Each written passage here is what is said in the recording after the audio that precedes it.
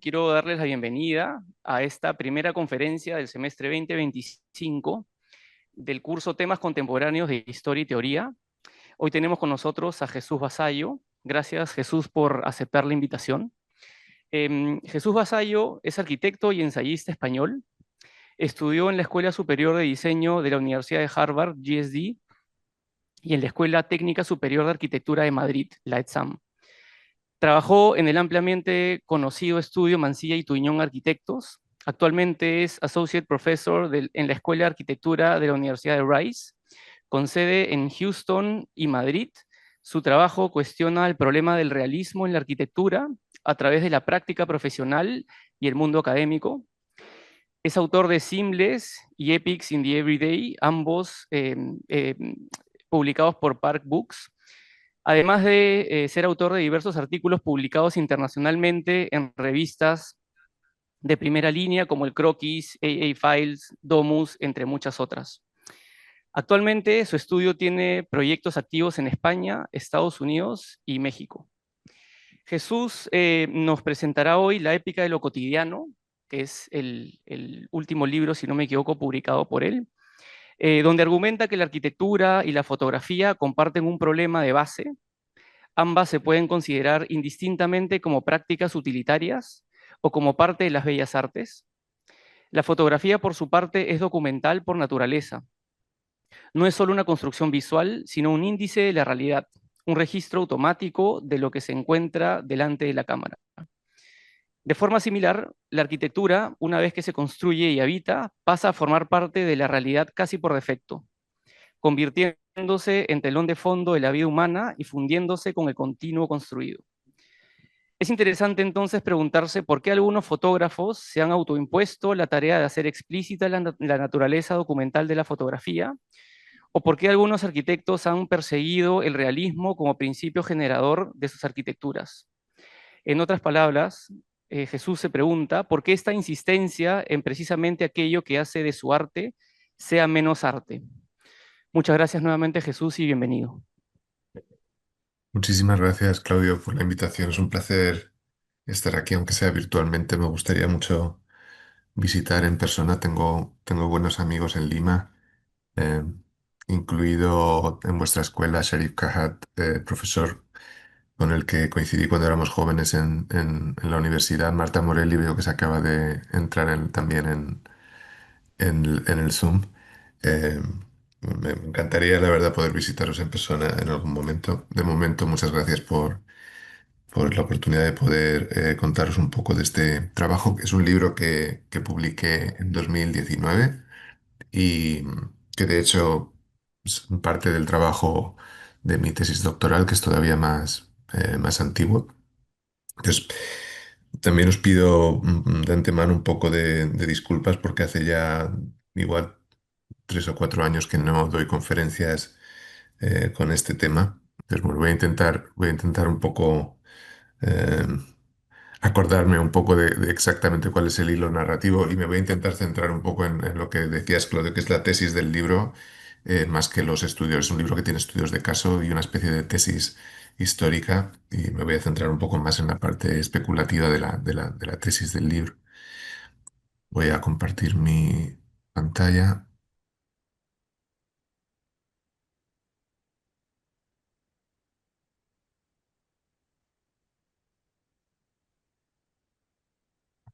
Podéis ver mi pantalla, ¿no? Supongo, la presentación. Como Sí, se decía, ve. gracias. Gracias, Clara. Como decía, el libro de Epics in the Everyday tiene su origen en una tesis doctoral que desarrollo para la Escuela de Arquitectura de Madrid, para la Politécnica de Madrid. Mi director de tesis fue el arquitecto Juan Herreros.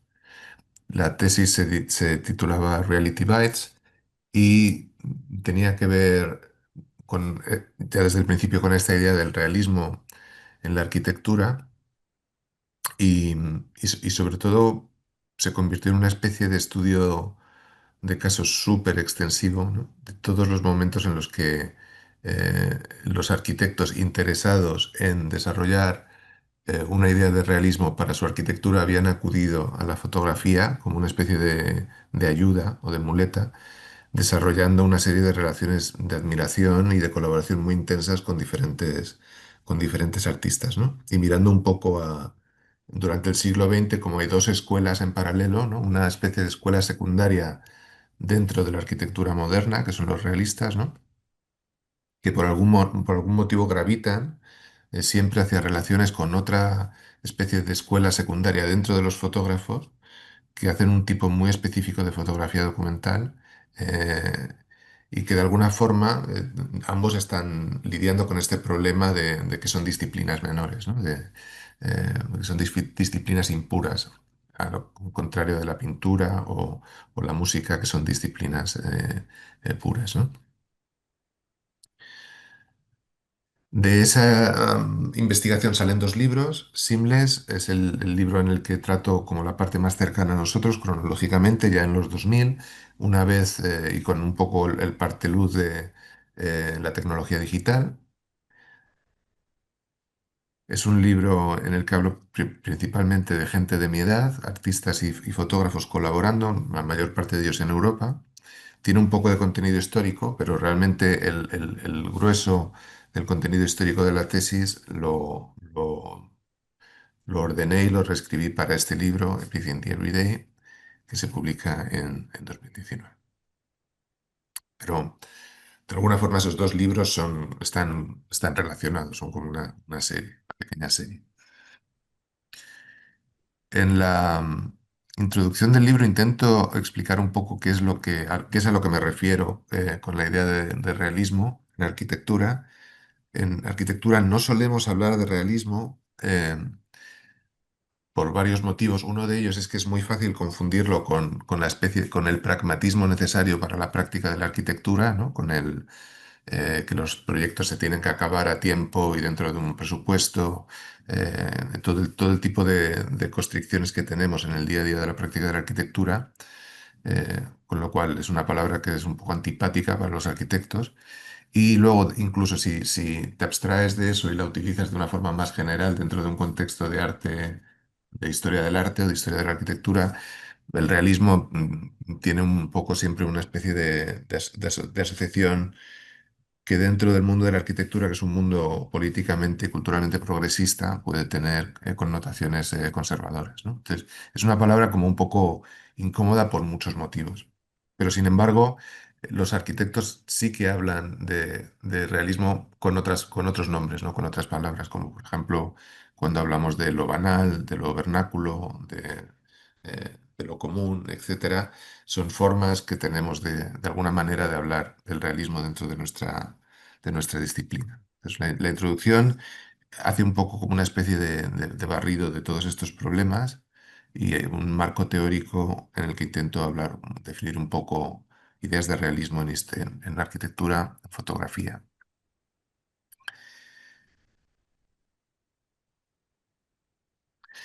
Esta es una imagen que me resulta útil para hablar un poco de este problema del realismo en arquitectura. Es una imagen tomada por Eric Mendelssohn durante uno de sus viajes eh, a través de América. De hecho, es parte de un libro ilustrado con sus fotografías que se titula América y que es un libro producido antes de la Primera Guerra Mundial. Esta imagen, bueno, es probable que os recuerde a otras imágenes similares utilizadas por Gropius y Le Corbusier en sus famosas publicaciones en las que siempre las fábricas y los silos tienen como un lugar especial. A mí lo que me interesa de esta imagen es que de alguna forma clarifica que la arquitectura industrial, esta especie de vernáculo industrial, fue muy importante para la primera generación de arquitectos modernos, ¿no? Y que cuando gente como Gropius, Le Corbusier o Mendelssohn mira a estas fábricas eh, y las incluye en sus publicaciones para indicarnos a todos los demás que esto es algo realmente importante, lo hacen no solamente, como decía Le Corbusier, porque tienen volúmenes simplificados y puros, ¿no? Y porque les recuerdan a la pintura y a la escultura abstracta, sino que lo hacen también porque Ellos son arquitectos que están educados en el sistema anterior, en el sistema de Bellas Artes, en el que se estudiaban todavía los órdenes de la arquitectura clásica, el ornamento, etcétera. Y sin embargo, cuando salen de la escuela de arquitectura a la calle, lo que se encuentran son artefactos como estos. La sociedad, en ese momento, está, de industrialización muy agresiva, está produciendo una serie de artefactos construidos que no tienen nada que ver con lo que se está enseñando en las escuelas de arquitectura. Entonces, cuando la primera generación de arquitectos modernos fotografía e incluye este tipo de edificios en sus publicaciones, de alguna forma lo que están haciendo es un ejercicio de realismo, de aceptar una parte de la realidad construida, del entorno construido, para el cual no tienen una explicación, para el cual su cultura como arquitectos y su educación como arquitectos no es capaz de proveer una explicación, ¿no? Entonces, de alguna forma, en los primeros modernos, lo que encontramos es una especie de balance o de equilibrio entre la influencia de la pintura abstracta y la escultura abstracta y la influencia de lo industrial, entendido como otro tipo de abstracción que tiene más que ver con un poco la especie de lógica brutal del capitalismo y de la producción del capitalismo industrial. Y ambas cosas se encuentran en balance, ¿no? Para Gropius, Le Corbusier, Mendelssohn, estas dos cosas no son necesariamente contradictorias, ¿no? Entonces, hay como una especie de impulso que tendría que ver con un entendimiento de la abstracción como algo más formal y una especie de entendimiento de la abstracción como un esfuerzo de aceptación de cosas un poco de este tipo de artefactos y fenómenos a los que les falta elaboración, ¿no? Sin embargo, después de la guerra, eso cambia, ¿no? Después de la guerra, la influencia de la pintura y la escultura abstracta dentro de la educación de los arquitectos se vuelve mucho mayor y esta especie de influencia del vernáculo industrial y de la arquitectura anónima del industrial pierde importancia, ¿no? De forma que casi desaparece un poco del foco y la arquitectura moderna se vuelve cada vez más estilizada, ¿no? Y de la idea de abstracción se vuelve cada vez más cercana a la idea de abstracción de la pintura abstracta, ¿no? Cuando la arquitectura moderna se vuelve el estilo internacional, pues ya se completa un poco ese proceso. Pero sin embargo, a partir de ese momento, después de la Segunda Guerra Mundial, lo que encontramos es que dentro de esa arquitectura moderna ya más depurada, más limpiada de esas referencias y más autorreferencial, en cada generación hay arquitectos que sin embargo buscan activamente cuáles son las cosas que están ocurriendo alrededor suyo en el mundo construido, eh, que no responden a esa narrativa y que ellos intentan de alguna forma identificar, casi como impurezas en el mundo construido, que ellos intentan identificar y traer a su propia producción para acercar la producción de su arquitectura a la realidad de su momento, ¿no? Como esa especie en cada generación encontramos arquitectos que sienten este impulso realista. Y, como dije antes, muchos de ellos su primer instinto para hacer esto es acudir a la obra de fotógrafos que ya están poniendo su foco en este tipo de fenómenos y que de alguna forma ya han generado un lenguaje visual que nos permite apreciar este tipo de realidades excluidas de las narrativas más formales de la arquitectura moderna. Estas son fotografías de Nigel Henderson tomadas en el este de Londres después de la guerra, en la posguerra inmediata. Son fotografías que reconoceréis porque Allison y Peter Smithson incluyen en sus publicaciones sistemáticamente, las incluyen dentro de su presentación en los congresos del CIAM y en la que ellos ven como esta especie de realidad, de realidad de vida en la calle, ¿no? Que quieren de alguna forma incorporar a su arquitectura, ¿no? O sea, una arquitectura moderna que es muy exclusiva, ellos quieren de alguna forma este impulso realista, es un impulso hacia la inclusión de este tipo de fenómenos descartados, ¿no? Y esto tiene un efecto muy fuerte en su obra, ¿no? De marca su obra. La amistad con Henderson y el uso de estas fotografías es al principio de su carrera, pero realmente marca todo su pensamiento y marca toda su obra. Esto es en los años 40. en los años 50 y 60, vemos algo parecido en Estados Unidos, con la influencia que tiene el artista Ed Ruscha sobre los arquitectos Robert Venturi y Denise Scott Brown, en el que Rouget, de alguna forma, y a través de una serie de libritos de arquitectura y exposiciones, eh, pone atención en la nueva arquitectura comercial de sitios como Los Ángeles. Este es Every Building on the Sunset Strip, en el que hace una especie de fotografía continua de todos los frentes comerciales de esta nueva calle comercial en Los Ángeles, pero también tiene un libro muy famoso sobre gasolineras, que probablemente conoceréis. Y de alguna forma, esta valorización de la arquitectura comercial moderna, barata y y con esta especie de falta de tectónica y de énfasis en lo gráfico, resulta muy influyente en Venturi y en Scott Brown. De hecho, es el detonante de lo que acaba convirtiéndose en el libro Learning from Las Vegas. Learning from Las Vegas comienza como un proyecto de investigación en el momento en el que Denise Scott Brown encuentra estos libritos de Trochet en una tienda de libros en Los Ángeles cuando se muda allí. Eh, y de la misma forma, es algo que ocurre al principio de su carrera, pero es imposible leer la obra construida de Venturi y Scott Brown sin entender esta especie de impacto primero, ¿no? Entonces, básicamente, antes de, durante los años 40, 50, 60, esta especie de relación entre arquitectos y artistas, fotógrafos, alrededor de la idea del realismo, se desarrolla como una especie de clientelismo, ¿no? Los arquitectos son fans de los fotógrafos, absorben, ¿no? De alguna forma detectan, entienden que los fotógrafos han encontrado algo en el mundo construido un fenómeno, un objeto para el cual los arquitectos no tienen explicación y utilizan la obra del fotógrafo como una primera forma de aproximarse a esta realidad y de alguna forma encontrar a partir de ahí formas de incorporar esto dentro de su obra construida. Más tarde, según el libro evoluciona, el libro va estudiando cada capítulo es una de estas especies de colaboraciones entre arquitectos y artistas. Cuando llegas a los años 80, de repente notas que algo ha cambiado, ¿no? Esta es la colaboración entre Herzog y de Meuron y el fotógrafo Thomas Ruff.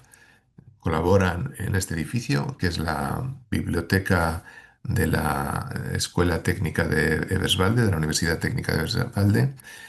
Colaboran juntos en el proyecto y además luego Thomas Ruff produce esta imagen del edificio que se convierte en parte de su obra.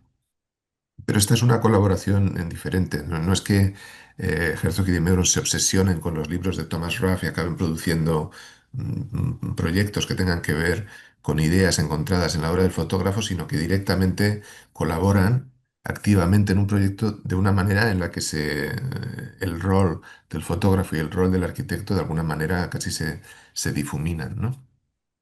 Y son relaciones mucho más imbricadas y discursivamente mucho más complejas también, ¿no? Y lo mismo ocurre en el último estudio de casos del libro, que es la colaboración entre Thomas de Man, el escultor y fotógrafo alemán, y los arquitectos ingleses Adam Caruso y Peter St. John.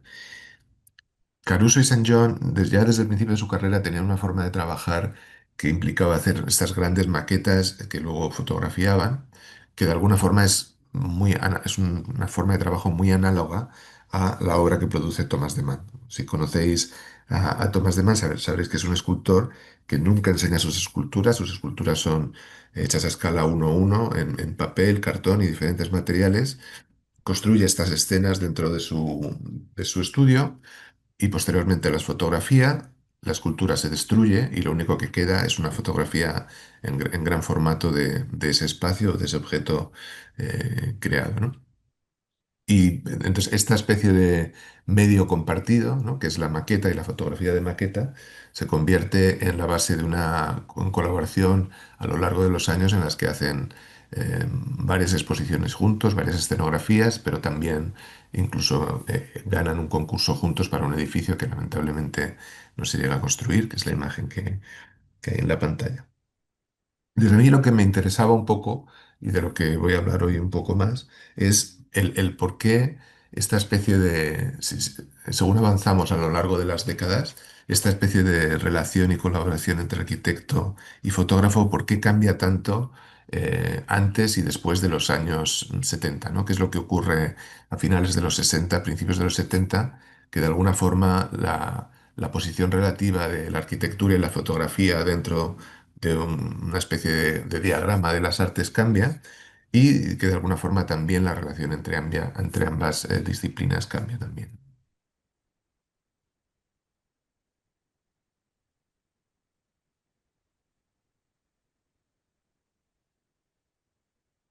Esta es una imagen que me gusta enseñar también a la izquierda. Eh, es una foto bastante famosa de la casa que Robert Venturi hizo para su madre. Y a la derecha es una de las esculturas de la serie Icon de, del artista abstracto y minimal americano. De, Ahora mismo me acabo de quedar totalmente en blanco con el nombre del artista. Es un artista de la generación de Donald Judd, cuya obra, si la conocéis, es fundamentalmente a base de tubos de neón. Eh, Perdonadme porque me acabo de quedar totalmente en blanco, pero ya me vendrá el nombre. En cualquier caso, en principio estos dos personas no se conocen. O sea, ni Venturi conoce la obra del artista, ni el artista conoce la obra de Venturi, pero sin embargo hay algo como en el zeitgeist de esta época, de esto yo creo que estamos hablando del año 1965, más o menos, 64, 65, en la que hay, tanto en el arte como en la arquitectura, una especie de interés de repente por estos objetos banales de la vida diaria, ¿no? Esta bombilla con el casquillo de cerámica y estas formas muy simplificadas de la vida doméstica, ¿no? Flavin se llama el artista, Dan Flavin. Perdonadme que se me había olvidado. De la misma forma, Donald Judd, que es un artista que todos conocemos por su obra clásica, que son estas cajas de aluminio, cajas de hormigón, etcétera, y esta la escultura como súper depurada y súper, en teoría, no referencial, sus primeras obras en realidad están construidas con trozos de ruinas de edificios, ¿no? Esta es la época en la que todos los artistas se mudan a los lofts de Nueva York. Los lofts en realidad eran los edificios industriales que se estaban abandonando en esa época porque se estaba externalizando toda la industria que había existido dentro de Manhattan a, eh, a la periferia de la ciudad y se estaba reemplazando todo este tejido industrial dentro de la ciudad por torres de oficinas y otro tipo de edificios. Entonces, en el momento en el que estos edificios industriales no valen nada y están abandonados, estamos hablando de una época que pues, podéis imaginar en los 60, 70, Nueva York es la época de la heroína, de los junkies, nadie quería vivir en estos barrios. Gente como Donald Judd se muda a estos espacios y la primera obra de Donald Judd, las primeras esculturas, son hechas con los vestigios y los trozos de estos edificios que están desapareciendo. De la misma, esto cosa, de hecho, esa especie de cilindro que vemos en el centro de la escultura es un trozo de una cañería, de una bajante de pluviales, y en la madera con la que está hecha esta escultura, que es la primera que hace, son trozos de palets y trozos de marcos de puerta del edificio en el que él vive, que se está básicamente cayendo a cachos, ¿no? Y esta especie de interés en la arquitectura más anónima y en las cosas como más banales y cotidianas es compartida por toda esa generación del arte conceptual y mini. Estas son fotografías tomadas por Sol LeWitt para ilustrar un artículo que escribe en Art News que se llama Sigurats, en el que habla, es una especie de elegía a los edificios de oficina de entreguerras construidos en Midtown Manhattan, que como veis tienen esta serie de escalonamientos, por eso el artículo se llama Sigurats, y los escalonamientos estaban causados por la ley de zonificación de la ciudad, que estuvo vigente durante varias décadas y que justo se anula en ese momento histórico en el que él escribe el artículo, deja de estar vigente, ¿no? Y es curioso porque es un artista plástico, escultor, que habla de lo maravilloso que es para el arquitecto el no tener que decidir la forma del edificio y que la forma del edificio venga dada por cómo un burócrata escribió la normativa de zonificación de la ciudad, ¿no? Esta especie de retranqueos que son necesarios para que llegue suficiente luz al nivel de la calle, etcétera.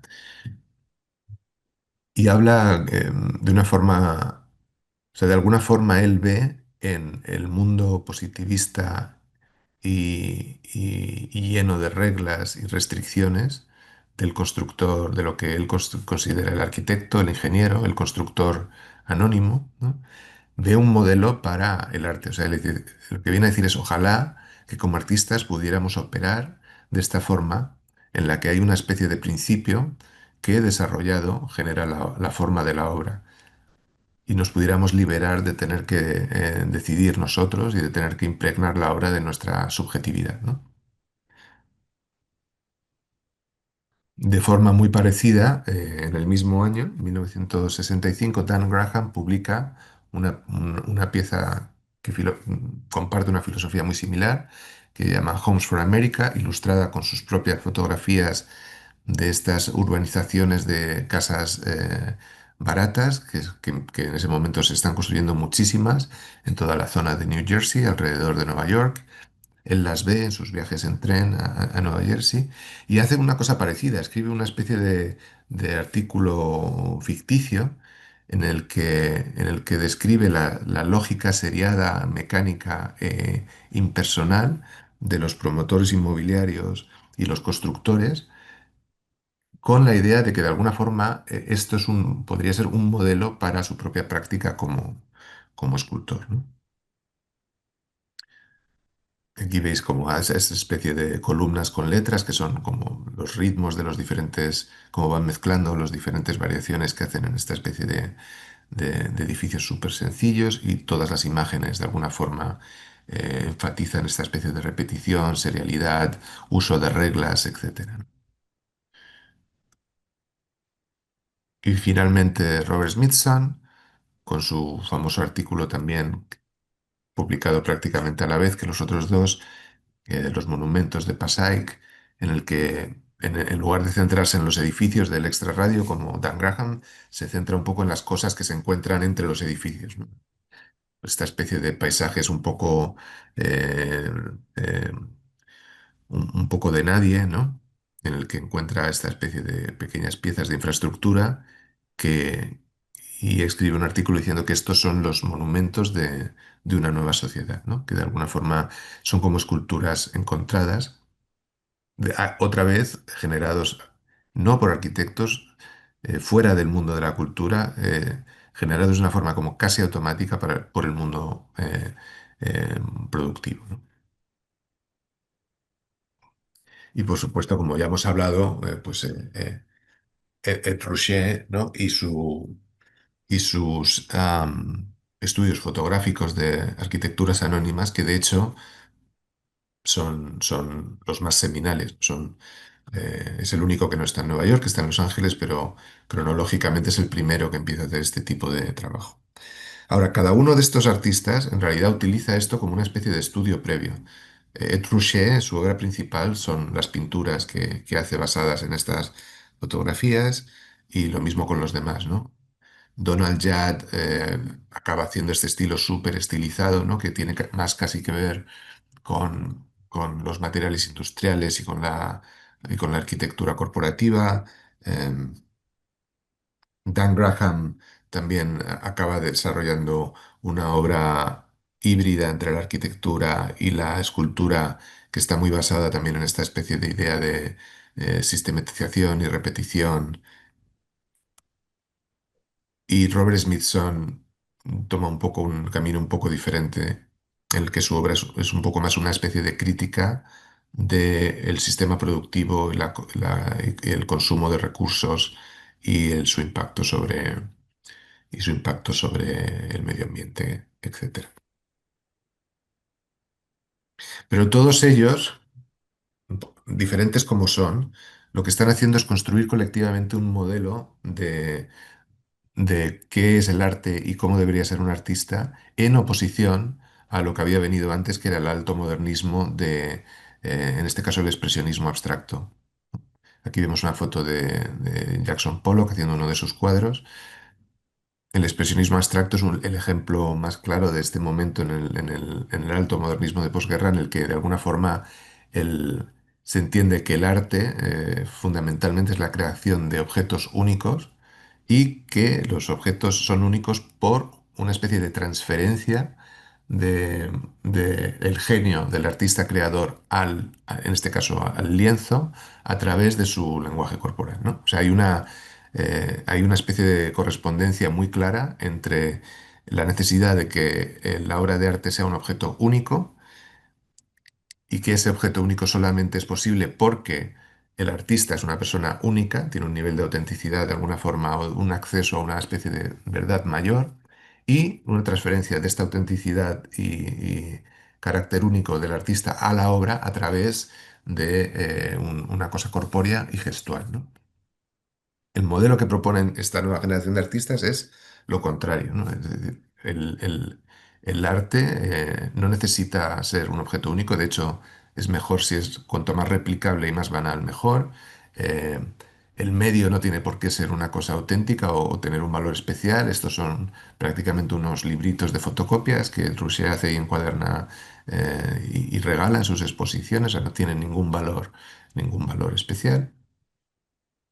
Y incluso la idea de técnica tampoco tiene valor. O sea, estas fotografías están hechas casi mal aposta. O sea, Etruria podría haber hecho una fotografía mucho mejor si hubiera querido, pero están hechas de una forma descuidada a propósito para que de alguna forma sean equivalentes a las fotografías que podría haber hecho un agente de seguros, un policía, un aficionado, etcétera. Entonces hay como una especie de ataque en todos los frentes a esta idea de la autenticidad en el arte.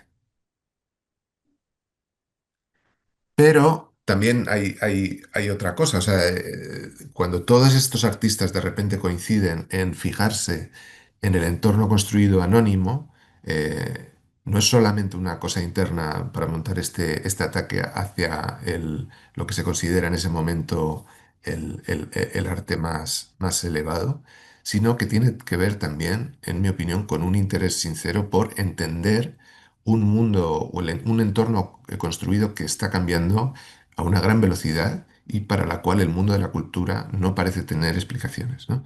Hay que entender que en el mundo de la posguerra nosotros vivimos ya en un mundo más estable, en el que las ciudades ya han crecido, ya en el que, por ejemplo, la televisión que tengo ahora en mi casa no es tan diferente de la televisión que había cuando era un niño en casa de mis padres.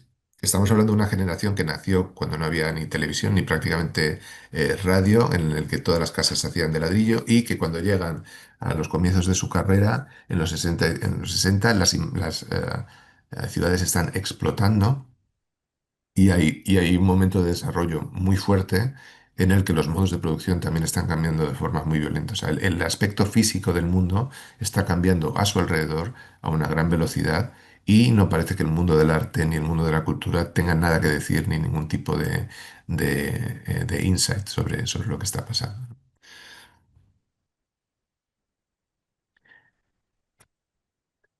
Entonces, una vez que esta generación hace ese trabajo, esta generación de los artistas conceptuales hace este trabajo, lo que encontramos es en los años 70 una segunda generación, en este caso de fotógrafos. Muchos de ellos se les conoce como los New Topographics porque coinciden en una exposición colectiva que se hizo en la George Eastman Gallery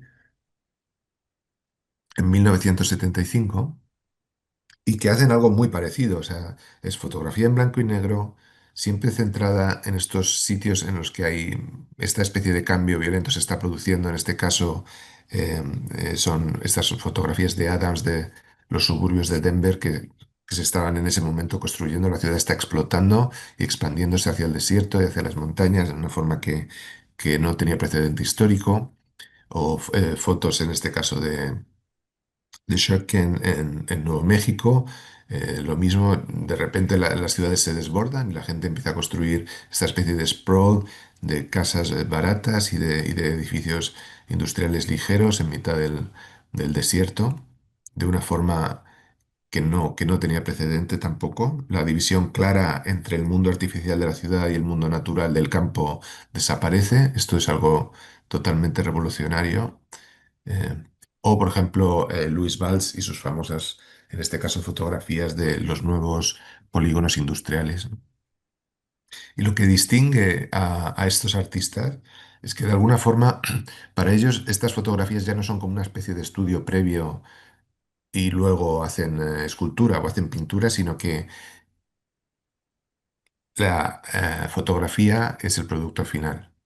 Y es una fotografía, además, que es una fotografía de alta calidad, es una fotografía de museo, por así decirlo, ¿no? Estos no son artistas que utilizan la fotografía como algo secundario, son fotógrafos profesionales que utilizan la mejor tecnología disponible y que de hecho innovan en el uso de la tecnología para producir sus imágenes, porque llegados a este punto, la generación de los nuevos topográficos de alguna forma entiende que simplemente el nivel de abstracción que se produce cuando tú tomas una fotografía a través del encuadre, a través de la exposición, a través de la postproducción que se hace en el cuarto oscuro, es suficiente para elevar estos fragmentos de arquitectura anónima a la categoría de obra de arte, ¿no? No es necesario, ya no son como apuntes que se hacen en un cuaderno para luego informar otra cosa que se produce en otro medio, sino que simplemente el captar la imagen con la suficiente intencionalidad es suficiente para decir que estos objetos tienen un valor. Como decía Luis Valls, de alguna forma, eh, para ellos toda esta especie de paisaje nuevo, de fenómeno nuevo en el mundo construido y de objetos nuevos en el mundo construido, su fotografía es una forma de intentar aproximarse a estos nuevos fenómenos e intentar entenderlos, aunque sea simplemente desde un punto de vista estético, dado que ellos son artistas y esa es la aportación que pueden hacer a a la sociedad. De esa misma generación son Bernard Becher, los fotógrafos alemanes que también participan de la exposición de los topográficos en el 75 y que desarrollan este sistema de registro. Básicamente toda su obra durante varias décadas consiste en identificar edificios industriales, especialmente si están en riesgo de demolición, y acometer registros fotográficos lo más con la mayor fidelidad posible, para lo cual desarrollan un sistema fotográfico, una técnica fotográfica súper específica, que incluye, entre otras cosas, este sistema de fotografiar alrededor del edificio en intervalos de 45 grados, de forma que se captura absolutamente toda la geometría. Ellos, de hecho, empiezan, lo primero que fotografían son las casas de los mineros, que son casas antiguas, muchas de ellas del siglo XVIII, pero que en este momento en el que la minería y la industria está empezando a desaparecer de Alemania, pues son una tipología en riesgo, ¿no? O sea, de alguna forma parecido a Donald Judd, ¿no? Y a esta generación de los lofts, empiezan mirando es un mundo que está cambiando muy rápido, lo que les interesa no es lo nuevo, sino lo que les interesa es lo antiguo que está desapareciendo. Pero por lo demás hacen algo muy parecido, que es desarrollar un lenguaje fotográfico lleno de reglas y protocolos que permite de alguna forma dar esta impresión de que el fotógrafo desaparece y la fotografía es un mecanismo casi automático que pone al observador en contacto directo con estas manifestaciones anónimas de arquitectura anónima en el mundo. Hay un momento que creo que es muy importante en su obra, en el que dejan eh,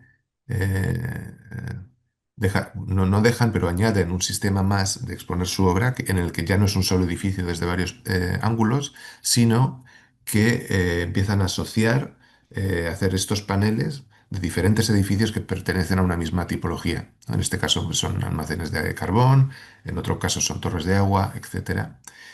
Pero lo interesante es que según desarrollan este tipo de formato para sus exposiciones, en el fondo no están interesados en, esta es la primera vez que lo hacen, pues en parejas, en un libro, luego se vuelve más sofisticado, pero en realidad lo que les interesa no es si estos edificios son en el mismo material o están en la misma región o son de la misma década, sino lo que les interesa es que todos ellos tienen una serie de rimas formales, ¿no? Como que hay estos edificios anónimos que en teoría no están diseñados, tienen una especie de características formales o morfológicas y comunes y que al realizar la curaduría de estas imágenes, la selección y posicionamiento de estas imágenes, nos hacen a nosotros como observadores partícipes de estos juegos formales y de esta especie de familias formales, ¿no? Entonces, una cosa que empieza siendo más analítica y tipológica,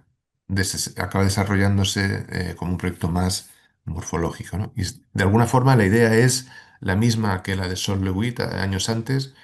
Estos edificios tienen estas formas porque no están diseñados por una mano y el genio gestual de un arquitecto, sino que están diseñados por una serie de normas, ¿no? El carbón hay que elevarlo a tantos metros para poder almacenarlo y para eso necesitas una cinta transportadora y abajo necesitas una serie de compuertas, etcétera, y que son una especie de reglas arbitrarias y por otro lado positivistas, las que se convierten en generadores de estas familias de formas, ¿no? Lo mismo ¿no? Con ejemplos de edificios más antiguos y cada vez es un trabajo que cada vez se vuelve más claramente escultórico, ¿no? Hasta un punto en el que como decíamos antes, están prácticamente realizando una labor análoga a la que hacen estos escultores del mundo conceptual y minimal de los años 60, ¿no? Estas son dos esculturas clásicas de Sol Lewitt. Cuando las expone juntas en la galería, está haciendo algo que es prácticamente equivalente a lo que hacen Bernard Hilabeger cuando ponen estas dos fotografías juntas en una doble página en un libro. Entonces, de alguna forma, se entiende que este uso de la serie y de la documentación analítica y análisis morfológico se puede entender o extrapolar como una especie de máquina para la generación de formas, máquina para la generación de diferencias, ¿no? Y esta es una obra de Sol Lewitt que hace esta idea muy explícita. Sol Lewitt había entrenado como arquitecto y de hecho eh, fue becario en el estudio de arquitectura de Ian Pei. Y muchos de estos artistas tienen conexiones con la arquitectura y estaban francamente obsesionados con la arquitectura, ¿no? Entonces, de alguna forma, lo que intento explicar en esta parte del libro es que el arte abstracto y conceptual está influido directamente por una especie de entendimiento muy específico de la arquitectura, que tiene que ver no con la arquitectura con A mayúscula, sino con la arquitectura más anónima y producida de una forma más mecánica, que este entendimiento se vuelve un modelo para esta generación de cómo desarrollar su obra y que basados en este modelo se construye lo que hoy conocemos como arte mínimo y arte conceptual y que una vez que esta generación hace su impacto en el mundo del arte, de alguna forma eso permite a los arquitectos, ¿no? Eh, entender, o sea, el ver a los artistas tratar la arquitectura y sus limitaciones, la arquitectura de más baja extracción, la arquitectura más limitada por reglas y más limitada por constricciones, el ver a los artistas entender eso como un sistema para la producción de arte, les permite a ellos mismos eh, el empezar a trabajar así como arquitectos, ¿no? Entonces, si entendemos, si miramos la obra de gente como el primer Aldo Rossi en esta imagen, en Galatarese, o o gente como Oscar Matthias Ungers con su... este es el concurso para Roosevelt Island, también de 1976, si no me equivoco. De alguna forma, nada de esto hubiera sido posible sin ese momento de influencia mutua entre la arquitectura y la fotografía. Entonces, en el fondo, de lo que se trata, por de alguna forma llegar a alguna conclusión, o lo que estoy intentando explicar, es que en el momento en el que el arte se vuelve moderno, la fotografía y la arquitectura, que ya eran consideradas disciplinas menores, se ven todavía más marginadas, ¿no?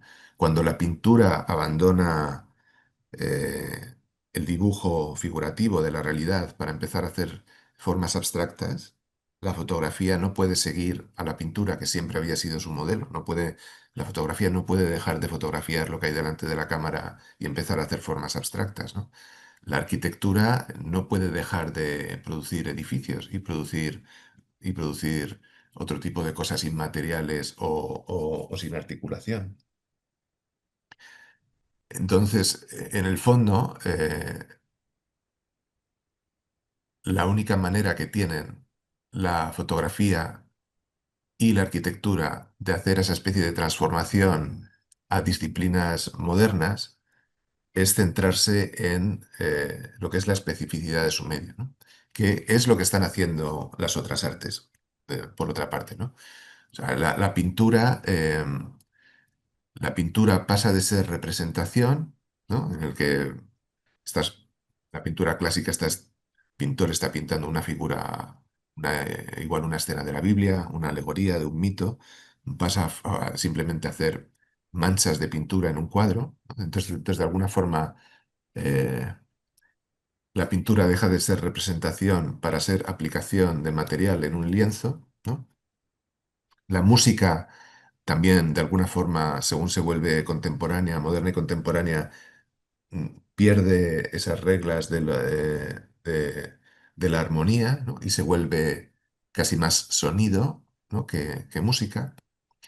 Entonces, si la representación pictórica se vuelve materia aplicada en un lienzo, si la música deja de ser armonía para convertirse en sonido, pues entonces de alguna forma, la conclusión es que la arquitectura se tiene que volver simplemente construcción, porque es lo único que puede ser, y la fotografía se tiene que convertir simplemente en documentación o en captura de la realidad. Pero para llegar a esta conclusión, es interesante cómo, de alguna forma, la fotografía y la arquitectura se apoyan la una en la otra. Y este desarrollo pivotal en los años 70 es, es, es importante entenderlo porque todavía hoy estamos viviendo un poco en la resaca de ese momento de la historia del arte y es todavía útil para entender el tipo de producción que hacemos hoy en día. Y, por ejemplo, es imposible entender gente como Pier Vittorio Aureli sin esto que acabo de explicar. Yo creo que, sí, y así, pues como con muchas otras figuras de la arquitectura contemporánea. Y bueno, espero que os haya resultado interesante y os doy las gracias por vuestra paciencia.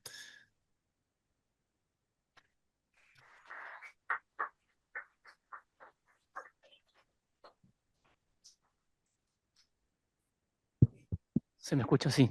Gracias, Jesús, por la tan interesante presentación. Mientras quizás el público se anima a formular alguna pregunta, puedo comenzar yo. Veo también que hay 10 participantes o 9 otros participantes en el Zoom que quizás también quisieran formular una pregunta. Eh, Me es inevitable hacer como una suerte de asociación temporal también. Em, la primera parte de tu presentación muestra cómo la fotografía le es utilitaria a la arquitectura para entender ese campo no validado como arquitectura, digamos, de autor, pero eran arquitecturas finalmente, y eran arquitecturas que estaban impulsadas por un proceso de modernización que era la mecanización, ¿no es cierto? Esos edificios encarnan una arquitectura en base a los procesos de mecanización. Em, y claro, y eso luego se analiza pre y posguerra gracias a la fotografía y al interés de ciertos arquitectos por vincularse con el trabajo de los fotógrafos. Estando en otro momento histórico y también quizás en la apertura o en la emergencia de un nuevo proceso que podría ser la digitalización, me pregunto si es que, primero, ¿en quién nos podemos apoyar los arquitectos para entender ese proceso? No sé si los fotógrafos están en capacidad, y esa es quizás mi pregunta más concreta, si es que los fotógrafos en este caso siguen teniendo cierto nivel de injerencia de todos estos procesos externos a la producción arquitectónica, si se quiere, pero que los arquitectos en los últimos 30 años han intentado abordar. Entonces, mi pregunta es, si estas Mm. prácticas como la fotografía o estos profesionales como los fotógrafos podrían ayudarnos a entender estas arquitecturas que están comenzando a emerger a raíz de la digitalización. Mm. Sí, yo lo dudo, la verdad. Yo creo que en lo que he enseñado hoy se ve muy claro como esa especie de progresión hacia la desmaterialización de, de esta especie de subproductos de la producción económica, ¿no? O sea, con Mendelssohn y Gropius tienes estos silos gigantes de hormigón, unas factorías o de concreto de varios pisos, objetos realmente impresionantes, ¿no?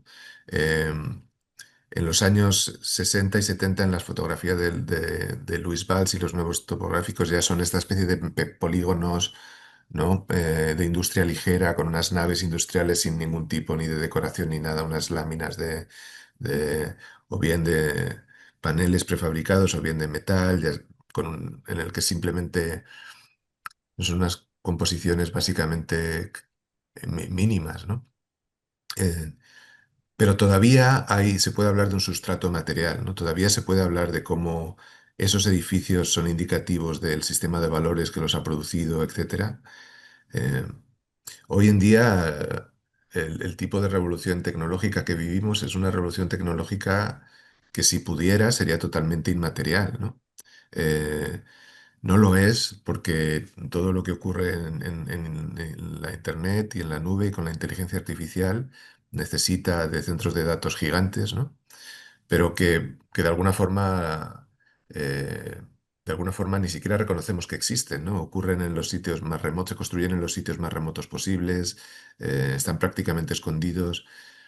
Desde fuera lo único que se ve es una caja absolutamente pura, ¿no? O sea, no tiene ningún tipo de expresión exterior y además suele estar prohibido ver el interior, o sea, como por un tema de patentes y de competición y de espionaje industrial. Ni siquiera hay muchas imágenes que existan de estos centros de datos, centros de logística, etcétera. Entonces, yo creo o sea, que sí que de alguna forma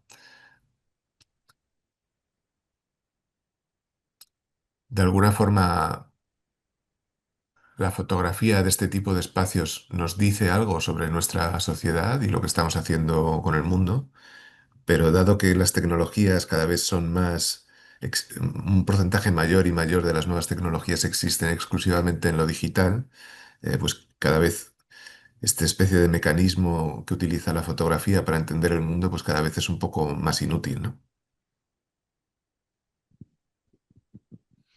De acuerdo, yo tenía una segunda pregunta que también está arraigada en el término tecnología. Eh, Me parece que está implícita en tu presentación la idea de que la fotografía como una tecnología produce ciertos protocolos, ciertos métodos que los fotógrafos a lo largo del tiempo, no sé si han creado o han tomado quizás de otra disciplina, pero que los ayuda a poder generar esta suerte de entendimiento del que hablabas, ¿no? Por ejemplo, el trabajar en series. Me pregunto, ¿qué tantas técnicas podríamos los arquitectos también tomar de los fotógrafos para apuntalar de cierta manera nuevamente este interés que tenemos por una serie de fenómenos que intentamos abordar en talleres de diseño, en investigaciones, y que quizás de primera mano podrían ser extremadamente ajenos a la arquitectura, pero yo entiendo que en estas últimas décadas la arquitectura tiene como una vocación o vorágine por abarcar temas de investigación que les parecen muy ajenos, o que yo diría que son muy ajenos. Entonces, no sé si nos podrías comentar un poco sobre protocolos, técnicas o metodologías que tú podrías interpretar que surgen de la fotografía y que podrían sernos útiles. Mm. Yo creo que la mayor parte de protocolos fotográficos de los que he hablado tienen que ver con crear la impresión de imparcialidad o objetividad en la imagen. Y son, de hecho, heredados de protocolos que vienen de la disciplina de la arquitectura y del dibujo técnico. La frontalidad, por ejemplo, para evitar la distorsión, fotografiar los edificios de forma frontal, tiene que ver con la práctica del dibujo en alzado y lo que se llamaban las rendiciones, ¿no? Los renders tradicionales a mano. El, el tipo de encuadre y el tipo de posicionamiento de la cámara tienen que ver con evitar también la distorsión óptica, de forma que las imágenes sean lo más parecidas posible a un dibujo arquitectónico en el cual todo se encuentra en verdadera magnitud, ¿no? Entonces, o sea, sí que hay una historia, no me la he inventado yo, de cómo la fotografía hereda muchas de estas convenciones acerca del objetivo de la arquitectura. No, no sabría muy bien decirte cómo podría la fotografía ayudarnos hoy en día a,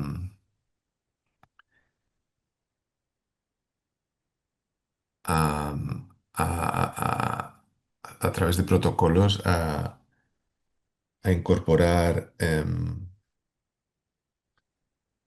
a incorporar temas que nos resultan difíciles por la definición de medio que tenemos. Igual necesitaría ejemplos más concretos. Alguien quizás sí. Hola, ¿qué tal? Jesús.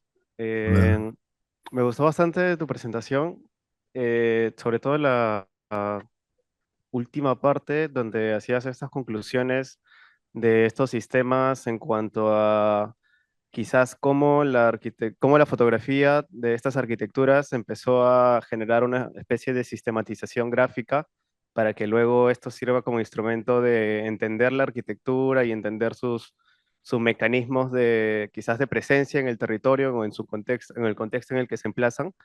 Y particularmente quizás con los sistemas actuales de representación que están utilizando, que se está utilizando bastante en el medio y sobre todo en las escuelas de arquitectura, que es la inteligencia artificial, encontré una correlación en que quizás también, por ejemplo, cuando escribes un prompt y produces una imagen de una especie X de arquitectura, siempre el resultado suele ser lo mismo o parecido a lo que quizás nació de este suceso de fotografía de la arquitectura como elemento discreto, que es un edificio dentro de un paisaje que quizás no corresponde o corresponde solo como escenario, pero lo que resalta siempre es el elemento y sus cuestiones más formales o geométricas.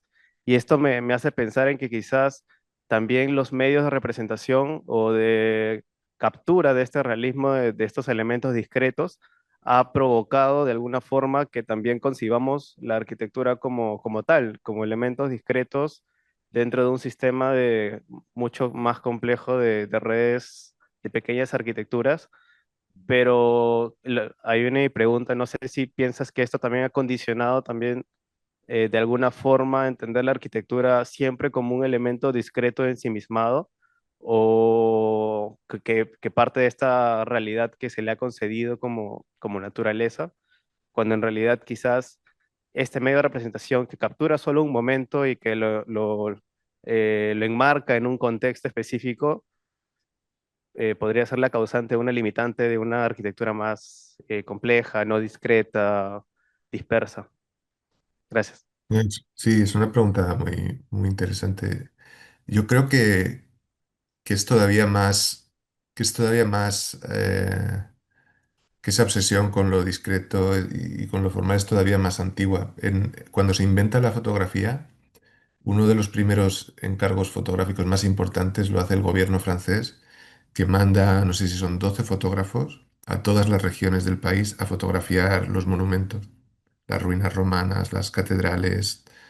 Como sabéis, Francia tiene una historia increíble de arquitectura que tienen monumentos de muchísimos estilos y siglos diferentes, ¿no? Pero claro, la fotografía en ese momento está recién inventada, ¿no? Entonces, cada uno la hace un poco como le parece, ¿no? Entonces, cuando vuelven, en el ministerio que había encargado este estudio, se escandalizan mucho de que cada fotógrafo ha hecho como una cosa diferente, ¿no? Hay algunos en los que son como más atmosféricos, como más de paisaje,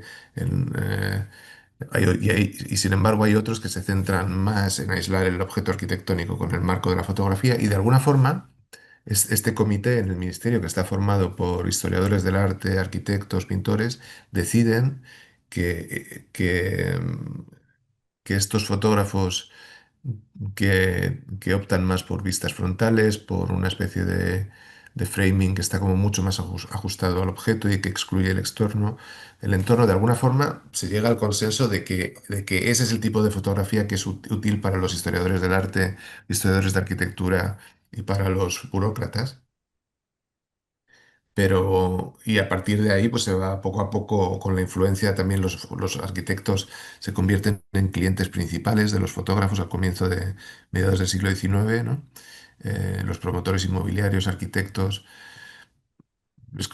O sea, yo creo que hay algo anterior, porque los fotógrafos en sí mismos no tenían una preconcepción de que aquello tuviera que ser así, y son los clientes los que de alguna forma acaban forzando la preferencia por ese tipo de lenguaje visual. Entonces yo creo que viene todavía de antes. No sé de dónde viene, pero viene todavía de antes.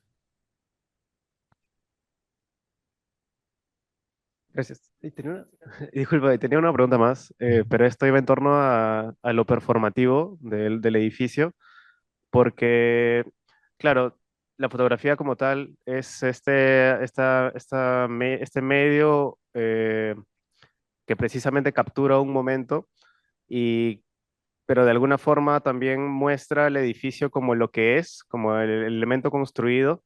Sin embargo, poco queda o queda a la imaginación del espectador sobre lo que hace el edificio. Y esto de alguna forma también muestra o se ubica en en este debate sobre la arquitectura como máquina, como elemento que articula o realiza alguna función dentro de sí misma o en el entorno en el que se ubica, o es más simplemente una infraestructura de habitar que es una construcción no viva y que de alguna forma estática también. O sea, iba más hacia la performance de la arquitectura y cómo esto es capturado, obviamente, bueno, no capturado por por la imagen.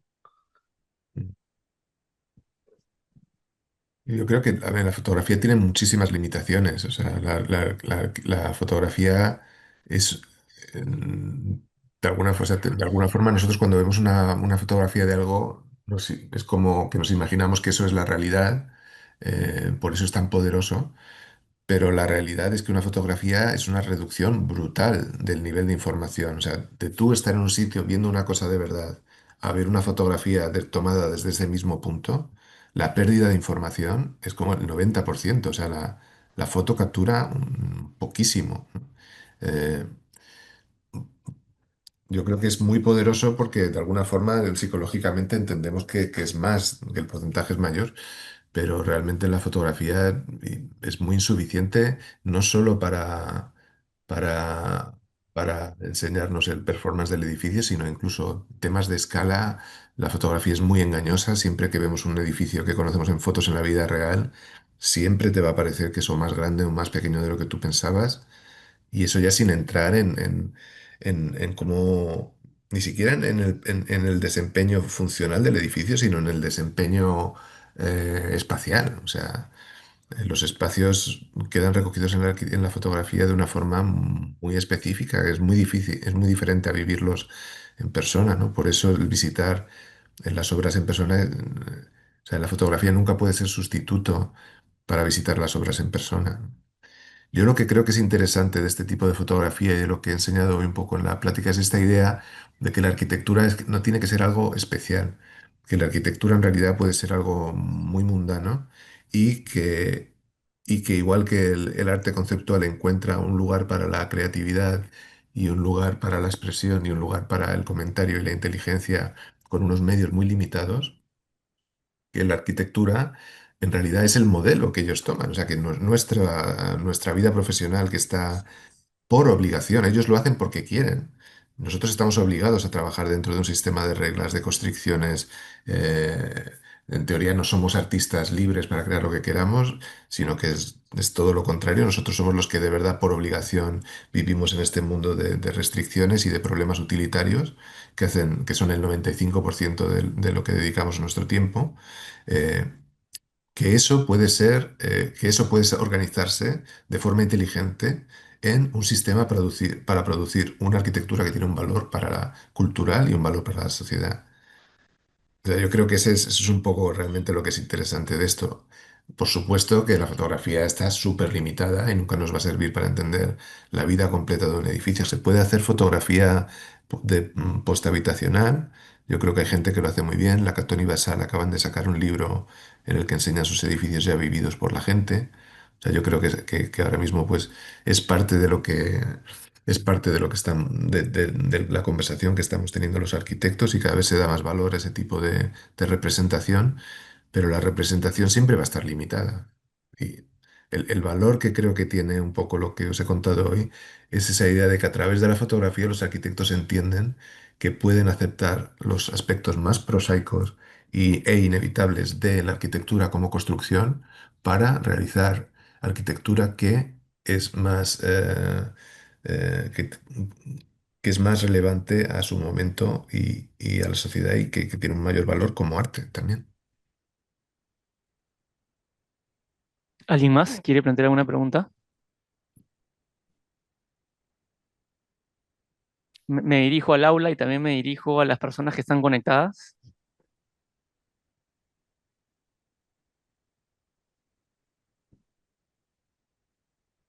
Sharif dice hola. Ahí está Sharif. Sí, Sharif, adelante. Ahora, no sé si se te puede activar el micrófono o si tienes que tipear tu pregunta. Yuri, si nos ayudas. Dice que lo escribe. Sí, sí se puede conectar. Creo que ya puedes hablar, Sharif. Ahí está. Sí. Uy, mucho eco. Ya. Hola Jesús, hoy un gusto. Igualmente. Eh, Ahí estás. Un gusto saludarte acá por Zoom. Buen tiempo. Oye, yo hace tiempo que sé que estás trabajando en esto y siempre me ha interesado mucho esto porque lo relaciono a lo que pasa un poco acá en el Perú y en Latinoamérica, de lejos, pero tiene ciertas cosas. En esto que tú has llamado ¿no? El que la arquitectura se convierte principalmente en construcción, como la fotografía, documento, y qué sé yo. Y creo que eso tiene una vuelta, y esa es la que a mí me interesa, que es que no, digamos, por lo menos acá no se ha hablado mucho, o digamos, hay una permanente dejadez de la teorización de la práctica, ¿no? La gente se hace y ya está, Ujú. ¿no? Por décadas, digamos. Vamos a hablar del siglo XX, para ser más Sí. concretos. Eh, entonces, si uno quiere intentar explicar esto de una manera un poco más intelectual, eh, que de algún modo estas cosas llegan a través de las revistas, ¿no? Algunas exposiciones y obras que se visitan, mal que bien aparecen estas cosas de manera lateral y permea, eso es inevitable. Eh, entonces, a mí me interesaba como traer a flote esas cosas y ponerlas en contacto con cosas que creo que han estado, sí, en un poco, en un tiempo más de inicios del siglo XX, donde también habían estas cosas de hacer una arquitectura de construcción, pero por una cuestión de entre economía de medios, escasez, precariedad, simpleza. No es una modernidad ideológica, sino es una simpleza pragmática, como tú decías al comienzo, que no hay que confundir el pragmatismo con esta búsqueda del realismo, pero yo sí lo confundo. Entonces, y siempre he tendido a confundir esta escasez. Hace poco traté de escribir un ensayo de 100 años de realismo y lo confundo con la escasez y con la precariedad y con el desinterés y con esta búsqueda de la inmediatez también hasta cierto punto. Sí. Entonces, no sé cómo ves tú eso, pensando en Latinoamérica, o pensando en las chabolas españolas de repente, pero hay muchos proyectos de autoconstrucción que parten de la arquitectura, donde la arquitectura pone, para decirlo más famoso, Previ es el más elaborado y ahí sí se puede cargar mucha teoría, pero hay previos, donde los arquitectos han puesto los volúmenes básicos Ujú. y después se ha creado este lenguaje de precariedad. No sé cómo lo ves. Eso me he preguntado siempre cada vez que veía estos artículos tuyos.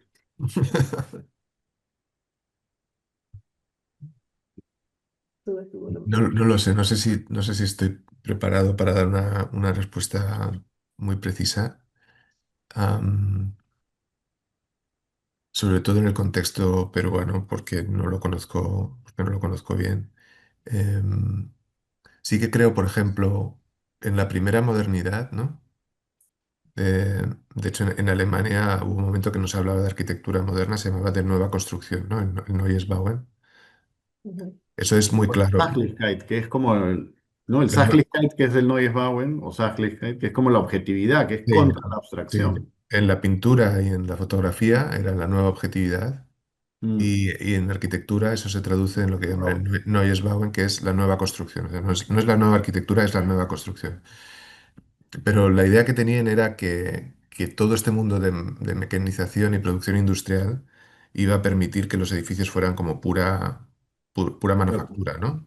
Y la realidad es que en realidad la construcción, como siempre, es la industria que va más por detrás y de todos los avances técnicos. Entonces, cuando se Mm. ponen a construir las Siedlungen y todas estas especies de urbanizaciones de demostración de la arquitectura del Neues Bauen, en realidad los edificios los acaban teniendo que hacer con ladrillo y con un estuco blanco para que parezca que eso es como una superficie pura, pero en realidad están hechas con una tecnología mucho más arcaica, ¿no? Entonces, y eso también hace que al final se acaben centrando más en la arquitectura como representación. O sea, como no pueden de verdad construirlo con este nuevo sistema industrial, pues lo que importa es que sea todo blanco, que sea todo, ¿no? Sencillo. Es más una imagen de- es más una imagen de construcción que realmente una veracidad de construcción. Mm, Ahora, saltando a nuestro día, te encuentras gente como, por ejemplo, Bast en Francia, que hacen esta especie de reformas ultra brutales, ¿no? En las que todo se queda expuesto, ¿no? O sea, son los ladrillos, los bloques de concreto, la madera, o sea, es todo como una especie de brutalismo, en el sentido en el que los Smithson lo acuñaron al principio de su carrera, una mezcla de cosas en las que nada se disfraza y todo queda expuesto tal y como es, ¿no? En los que es un tipo de arquitectura que de verdad intenta ser como pura construcción sin más, ¿no? Como Eso. construcción sin representación, ¿no? En el que cada cosa está ahí representándose a sí misma, sin ninguna capa de representación.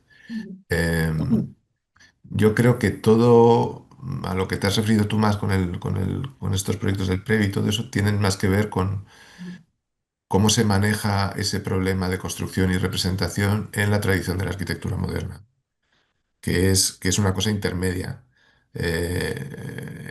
Pues, por ejemplo, Mies van der Rohe de verdad está preocupado con la construcción, pero entiende que como no va a poder llegar a una pureza constructiva real, acaba invirtiendo mucho en la representación, ¿no? En los rascacielos de Mies van der Rohe, lo que vemos en la fachada no es la estructura real, son una especie de viguetas en forma de I que representan la estructura que está dentro del edificio, ¿no?